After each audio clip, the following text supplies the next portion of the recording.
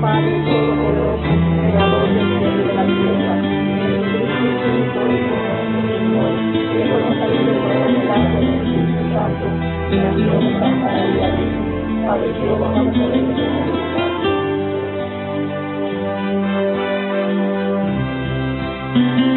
Creo en la Iglesia, que es una, santa, católica y apostólica. Creo en la Santa Iglesia, con el Padre Jordi Rivero.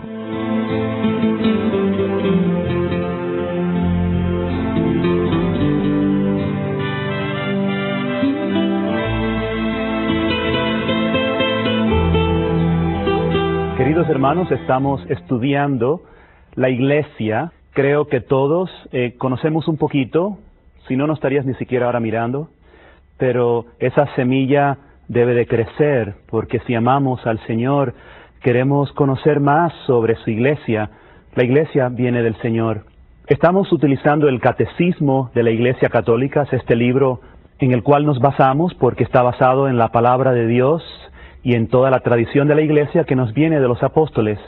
Y en el Catecismo nos dice que la Iglesia viene de la palabra eclesia, que significa en griego convocación, y designa la asamblea del pueblo. Lo vemos de Hechos capítulo 19, versículo 39. Es la asamblea de Dios. Y si sabemos inglés, la palabra church, y también en alemán, la palabra viene del griego también, que es kyriake, que significa la que pertenece al Señor. La Iglesia pertenece al Señor. Y veamos en el programa pasado que es la obra de Dios y que hemos de atender a lo que Dios está haciendo con su obra y no tratar de justificarnos con los errores de los hombres, de los seres humanos que somos pecadores, para contrariar el plan de Dios. Como vemos, la Iglesia entonces es una familia, es la familia de Dios, que Él siempre se llama para sí, pero que los hombres en ella van con pecados, con riñas, con dificultades, pero queremos ver qué es lo que Dios está haciendo en su Iglesia. La Iglesia es nacida del corazón del Padre, o sea que es el deseo del corazón del Padre desde todos los tiempos. Y me puedes decir, es un poco exagerado, ¿no?, que la Iglesia es del Padre desde todos los tiempos, pero piensa, tú también, desde todos los tiempos, tú y yo fuimos queridos por Dios. ¿Cuánto más su Iglesia, que es su familia? O sea, Dios nos creó para ser familia, para ser hermanos y para tenerlo a Él como Padre. O sea que de ahí viene el origen de la Iglesia. Y vemos cómo Dios quería esto desde el principio con Adán y Eva, pero vino el pecado. Y el pecado pues daña el plan de Dios, pero el plan de Dios no va a terminar. Dios sigue llamándonos a pesar de esta gran ruptura. De hecho, vemos que desde el principio Dios ya promete un redentor que va a sanar esa herida, ese redentor que va a volver a reunir a todo el pueblo. Y el proceso para la reunión es gradual. O sea, Dios va a ir dando muchos pasos con el hombre para llevarlo a la plenitud de los tiempos, ya con la venida del Mesías, con Jesucristo. Eso empieza ya desde el principio, desde que Caín mata a Abel, y el pecado sigue propagándose, pero vemos también que el Señor sigue llamando y que el Señor llama a todas las personas en donde quiera que se encuentren. Nos dice los Hechos de los Apóstoles, de hecho, en el capítulo 10, 35, en cualquier nación el que teme a Dios practica la justicia, le es grato. Cualquier hombre que pone ese esfuerzo en buscar a Dios, le es grato. Ahora, eso no justifica de que ahora nosotros digamos, pues no importa entonces dónde estemos, porque mientras que busquemos al Señor, pero hemos de querer encontrarlo. O sea, Dios Padre ama al hijo pródigo, al hijo perdido, pero no hay duda de que está perdido. Entonces el Padre celebra cuando encuentra su camino de vuelta, cuando entra en la casa. Entonces nosotros también queremos encontrar la casa del Padre. Y fíjense que no es suficiente encontrar la casa, porque el hermano mayor que estaba en la casa estaba en el lugar correcto, pero era un celoso, no tenía el mismo corazón del Padre. O sea, hay que encontrar la casa del Padre, hay que encontrar el plan del Padre, pero también hay que estar ahí y vivirlo. Eso es también esencial. O sea, la iglesia es la familia de Dios. La iglesia es la respuesta de Dios al caos que forman los hombres. Los hombres se dispersan, se rebelan, se dividen. Dios congrega, Dios llama hacia sí. ¿Y cómo va haciendo esto? ¿Qué proceso hay para llegar al Mesías? El Señor va estableciendo alianzas. Cuando hay una pelea, cuando hay una disputa, hace falta reconciliación y se hace una alianza. Dios siempre toma la iniciativa. Él que es el ofendido, sin embargo, Él es el que siempre viene a tomar la iniciativa para reconciliar. Y vemos ya desde Noé que el Señor busca reconciliación. Vemos en Génesis 9:8, «He aquí que establezco mi alianza con vosotros y con vuestra futura descendencia y con toda alma viviente que os acompaña». Y el Señor deja esa señal que es el arco iris. Después el próximo paso de gran importancia viene aproximadamente 1900 años antes de Cristo con Abraham, nuestro padre en la fe. Y es un hombre de una inmensa fe, ya que él cree en una llamada que humanamente parece imposible. Fíjense que Abraham tenía 99 años cuando se le aparece Yahvé, Génesis capítulo 17, y dice así: «Yo soy el Sadai, anda en mi presencia y sé perfecto. Yo establezco mi alianza entre nosotros dos, y te multiplicaré sobremanera. He aquí mi alianza contigo, serás padre de una muchedumbre de pueblos. Estableceré mi alianza entre nosotros dos, y con tu descendencia después de ti, de generación en generación, una alianza eterna de ser yo el Dios tuyo y el de tu posteridad». Vemos la iniciativa divina, vemos que la alianza va a ser para siempre, y vemos que no solamente es con Abraham, sino ahora también con su descendencia. O sea, hay una promesa. Dios le va a dar una descendencia. Va a haber un pueblo nuevo que va a ser su pueblo. Entre todas las naciones, el Señor señala un pueblo, no para excluir a todos los demás, sino porque va a enseñar verdades, va a caminar con ellos, y entonces va a ir invitando a todo el que quiera, se puede unir a este pueblo. Pero no podemos decir que todo es lo mismo. Hay un pueblo de Dios. Entonces hay que ser humilde para buscarlo, para encontrarlo, y entonces participar de esas mismas verdades. Porque, hermanos, como en la ciencia, en la vida espiritual también hay verdades, y las verdades más importantes. Y si no nos abrimos a ellas, no podemos creer en un Dios que es verdad, que es vida, que cambia las cosas cuando realmente creemos en Él. Pues también no solamente hay promesas, sino que hay exigencias en una alianza. Hay que guardar la alianza. Fíjense que dice: anda en mi presencia, o sea, camina conmigo, y sé perfecto, dice el Señor. O sea, hace falta vivir una vida de moral, una vida con Dios, y hay que atarse a Dios. Génesis 17 nos dice: yo seré tu Dios y el de tu posteridad.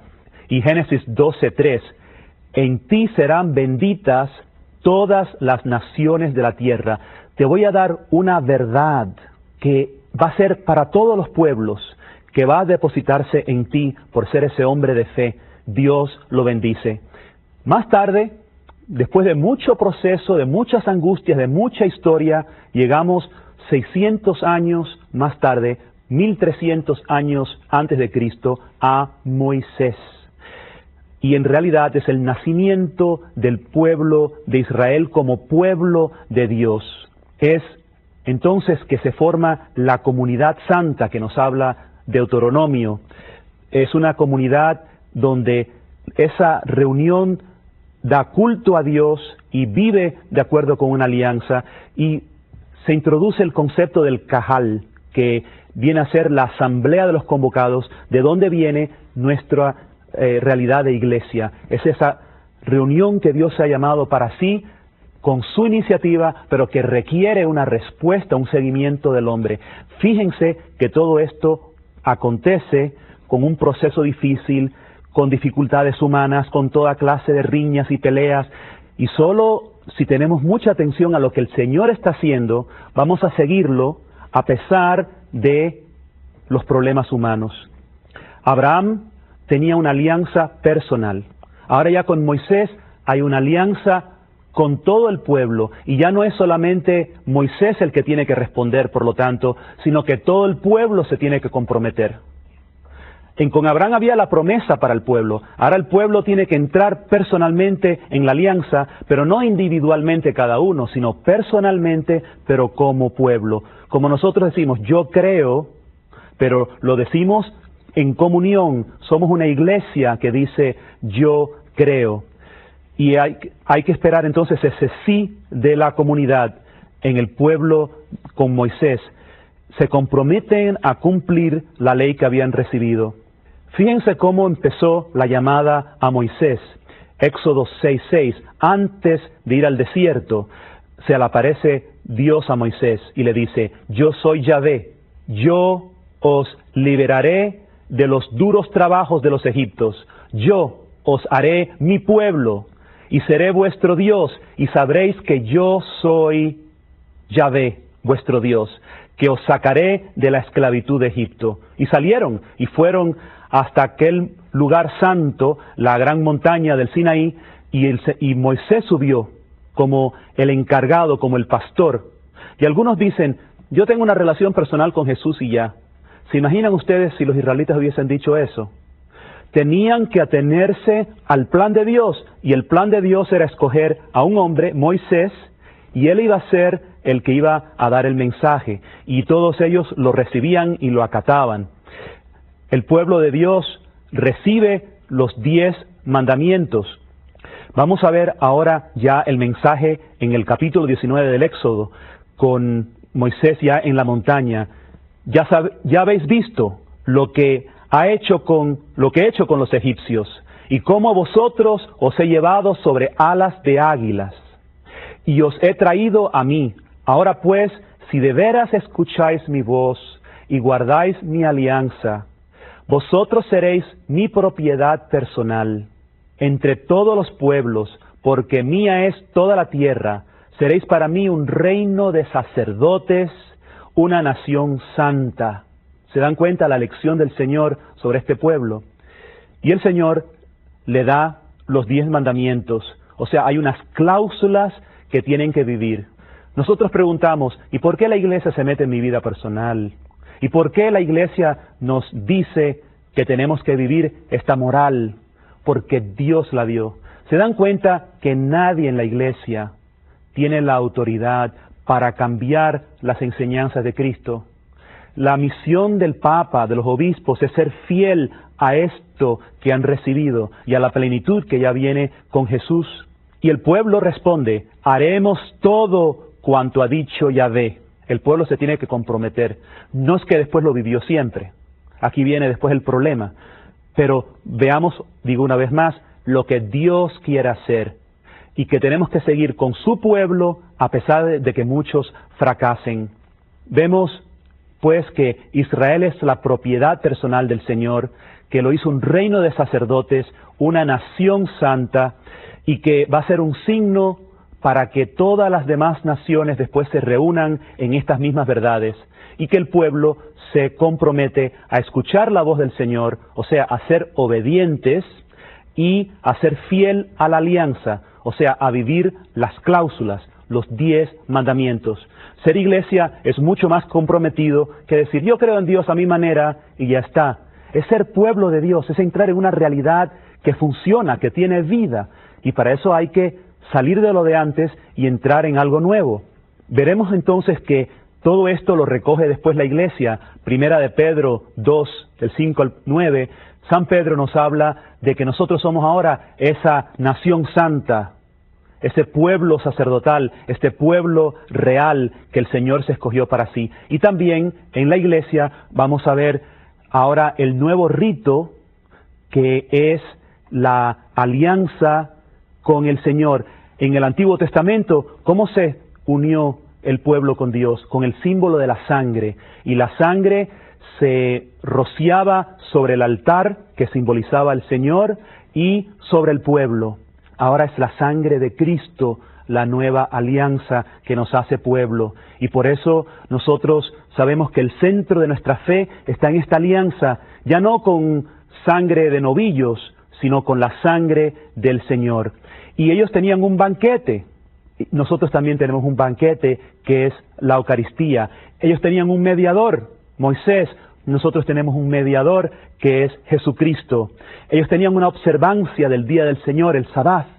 Nosotros tenemos la observancia del día del Señor el domingo, porque es el día de la resurrección del Señor, el día del triunfo del Señor sobre la muerte. ¿Pero qué? ¿Se cumplió todo esto siempre? No.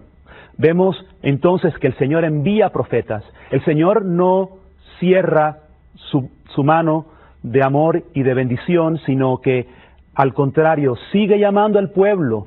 Y vemos que el pueblo se porta como una prostituta, según dice Oseas, que rompe la alianza.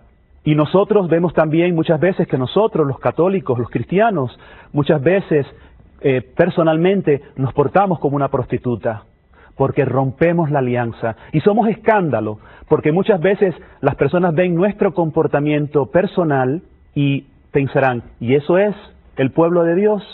Pero si nosotros hemos comprendido ya esto, no nos dejemos engañar por escándalos, por malas enseñanzas. Vayamos a realmente ver lo que el Señor está haciendo. Y los profetas anuncian una nueva alianza, una alianza eterna que va a durar entonces para siempre. Vemos Jeremías 31:31. He aquí que días vienen, oráculo de Yahvé, en que yo pactaré con la casa de Israel y con la casa de Judá una alianza nueva. Y los judíos creyentes guardaban eso en su corazón cuando veían a veces desastres ocurrir. Guardaban esta promesa, el Señor es fiel y la alianza llegará a la perfección en una alianza nueva. Pero vemos que las cláusulas no se modifican. Siguen teniendo que ser fieles a los 10 mandamientos. Y hoy en día esas cláusulas del Señor, esos 10 mandamientos, siguen en pie, perfeccionados por Jesucristo. Jeremías 31:33 dice así: esta será la alianza que yo pactaré con la casa de Israel. Después de aquellos días, oráculo de Yahvé, pondré mi ley en su interior, y sobre sus corazones la escribiré, y yo seré su Dios, y ellos serán mi pueblo. Los judíos conocían la ley escrita en piedra, pero el Señor les dice ahora que llegará un momento que el Espíritu de Dios va a hacer una obra tan grande, que esa ley estará escrita en su corazón. Quiere decir que van a amar esos preceptos. Esos preceptos van a ser su deseo. La carne ya no va a dominarles, porque el Espíritu de Dios se les va a dar para que puedan vivir una vida nueva de corazón. Entonces, ¿es esta vida una vida de más permisivismo, de más libertinaje? No. Al contrario, al tener la ley escrita en el corazón, vamos a tener más celo por Dios. Ezequiel nos habla ya de que va a venir un tiempo donde va a haber el perdón de los pecados. Escuchen esto, Ezequiel 36:25. Os rociaré con agua pura y quedaréis purificados de todas vuestras manchas, y de todos vuestros ídolos os purificaré. La gracia de Dios que purificará el pecado, o sea, ese espíritu de rebelión, de división, de contienda, que lamentablemente permea en todo el pueblo de Dios, en esa iglesia que Él siempre se quiso para sí. Una transformación de corazón, un espíritu nuevo. Ezequiel 36:26. Os daré un corazón nuevo, infundiré en vosotros un espíritu nuevo. Quitaré de vuestra carne el corazón de piedra y os daré un corazón de carne. La efusión del Espíritu Santo. Ezequiel 36:27. Infundiré en mi espíritu en vosotros, y haré que os conduzcáis según mis preceptos y observéis y practiquéis mis normas. Esto no es autosugestión, Esto no es control mental. Es el poder de Dios prometido a su pueblo para que conozcan y amen la verdad y no se conformen con cualquier cosa. Y les promete entonces por Ezequiel un solo pastor. Ezequiel 34, del 23 al 24. Yo suscitaré para ponérselo enfrente un solo pastor que las apaciente, mi siervo David. Él las apacentará y será su pastor. Yo, Yahvé, seré su Dios y mi siervo David será príncipe en medio de ellos. Jesús es descendiente de David, en él se cumple plenamente la promesa. Pero vamos a ver en otro programa que este pasaje, y recuérdense bien, es muy importante porque Ezequiel habla de apacentar. Va a dar un pastor que apaciente. Jesús es el pastor. Y vamos a ver cómo Jesús le da ese poder que es suyo, se lo entrega a Pedro y le dice después 3 veces, apacienta mis ovejas. Son las palabras que se originan en Ezequiel. Ese poder que solo tiene Dios de apacentar las ovejas. El que apacienta las ovejas es el que las pastorea, que las cuida, las defiende, y el apacentar tiene que ver también con llevarla al pasto, donde se van a alimentar de la enseñanza sana, donde van a estar saludables. Y el Señor va a decir a Pedro, apacienta las ovejas, transfiriendo ese poder que es de Jesús, y Jesús va a estar presente realmente en Pedro actuando. Entonces llegamos a la plenitud de los tiempos, la iglesia instituida por Cristo, porque al Hijo y solo al Hijo le corresponde realizar el plan de salvación de su Padre. En la plenitud de los tiempos, en lo que se llama los últimos tiempos que nosotros estamos viviendo, es que comienza la iglesia. Hermano, la plenitud de los tiempos no es cosa de ahora, comenzó cuando Jesús. La venida de Jesús marca la plenitud, es el centro de toda la historia, es lo más importante que ha pasado en la historia y que va a pasar en la historia. Marca el centro de todo. Jesucristo personalmente y directamente, Él funda su iglesia. Y Efesios 1:22, San Pablo nos dice, Jesucristo es cabeza suprema de la iglesia. Y en diferentes formas esto lo repite él mucho. Jesucristo es la cabeza, es el fundador de esta iglesia que ya hemos visto desde el principio, era el plan de Dios que se iba preparando. Esta es ya la nueva y definitiva alianza, el nuevo pueblo de Dios, sellada con sangre, igual que la antigua. Ahora es la sangre de la cruz, mientras que antes era sangre de novillos, donde se da el perdón de los pecados a través del ministerio de los sacerdotes en la iglesia. Es el poder de Dios, eso lo veremos ya en otro programa también. Y vemos en Pentecostés cómo se manifiesta con la efusión del Espíritu Santo esta gracia de Dios, y la iglesia comienza entonces a manifestarse y a multiplicarse en todas partes. Vemos que tiene un solo pastor que apacienta, un solo pastor que es Jesús, que le transfiere esa misión a Pedro. Jesús sigue siendo el pastor de la iglesia, pero tiene ese representante visible en la tierra. Por lo tanto, la comunidad cristiana tenía ese profundo concepto de ser la heredera de esta antigua alianza y de ser ella esta eclesia, este nuevo cajal, esta nueva convocación de Dios, este pueblo que Dios tomó la iniciativa para convocarse, porque Dios nos ama tanto que nos ha querido hacer su familia, su pueblo. Esto a veces parece demasiado imposible, ¿verdad? Pensar que Dios nos ha llamado tanto. Y por eso que no podemos pensar en una iglesia puramente espiritual. Eso es un error. Es una iglesia movida por el Espíritu, pero compuesta de hombres. La iglesia es para los hombres. Dios no necesita iglesia. Quiso hacerse una iglesia que es su familia, su cuerpo en la tierra. Vamos a ver después cómo esa iglesia se constituye en la tierra en otro programa.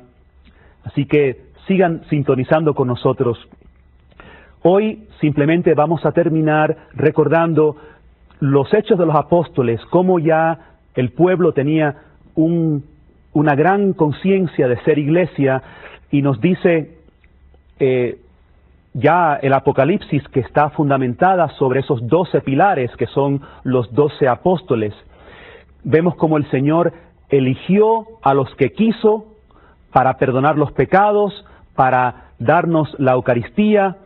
Vemos también en los acontecimientos pascuales la cruz, la muerte, la resurrección de Jesucristo como el lugar donde nace la iglesia. La iglesia entonces nace del costado atravesado por la espada, el costado de Cristo atravesado, de esa sangre, de esa agua, nace la iglesia, como Eva nace del costado de Adán. Y por eso es la iglesia esposa de Cristo. Después de la resurrección, los apóstoles son los testigos de esta verdad, de esta resurrección en que se funda la iglesia. Y vemos los primeros cristianos que predicaban, pero no solo, sino siempre bajo la enseñanza de los apóstoles. Vemos Pedro, que es el primero, que dice: sepa pues con certeza toda la casa de Israel que Dios ha constituido Señor y Cristo a este Jesús que vosotros habéis crucificado. Y ellos preguntaron: ¿qué tenemos que hacer, hermanos? O sea, ¿qué tenemos que hacer para salvarnos? Y ellos pues fueron bautizados, tenían que arrepentirse y bautizarse. Y seguían así. Vemos cómo los apóstoles reunían en torno a ellos a la iglesia para la Eucaristía, para la enseñanza y para la oración. Hechos de los Apóstoles 2:42. Y dice además: acudían asiduamente a la enseñanza de los apóstoles, a la comunión y a la fracción del pan. Se reúnen los apóstoles, además, para aclarar toda clase de dificultades. A través de los hechos vemos la iglesia ya nacida, la iglesia en pie, la iglesia actuando. El Señor les bendiga. Seguiremos en los próximos programas.